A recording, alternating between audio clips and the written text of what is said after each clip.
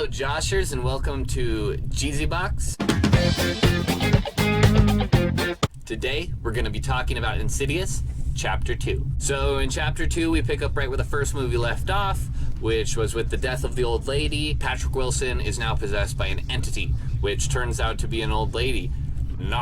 It is not an old lady. It is the ghost of a man who was dressed up as a lady for a lot of his life by his mom, who had always wanted a girl. She was like super psychotic and evil, and so was he. Throughout this movie, rather than Dalton having the issue, it's actually Patrick having the issues, and the spirits are not gone away. He tries to straight up murder his whole family. And this one is scary. He got trapped outside of his body and something else was in there. At the end of this movie, like, it's kind of, his wife is looking at him, and how would you know? How would you ever be able to truly trust that person, or for that matter, anybody? They steered away in the next two sequels, the third and the fourth movie, from Dalton's family. And I've heard that actually the next one may potentially follow Dalton, who is, of course, the kid in Iron Man 3.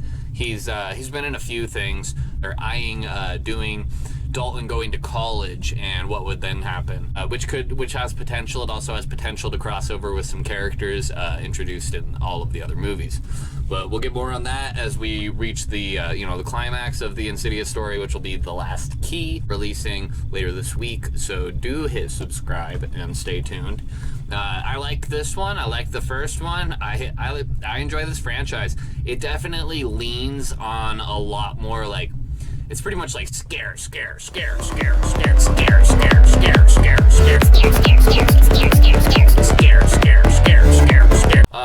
But like, I feel like James Wan is having fun with this, whereas in The Conjuring, his hands are kind of tied, and those movies are truly scary. Don't get me wrong. When they first came out, especially the first one came out, I remember it being like a big thing. His hands are a little bit more tied on those ones because they are based to a certain extent, not with the spin-offs, but off of real events. And so while he does have some room to play around, at the same time, they are also trying to have that hyper-realism side of it, whereas in these, he can really lean into creating a little bit more, and so we get even more into the further and some of the rules and the inner workings, and we get to see a lot more of that in this Chapter 2, as well as in the other movies. A lot more in The Last Key.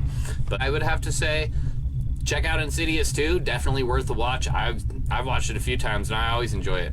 And more importantly, why dress like you when you can wear me? Thank you.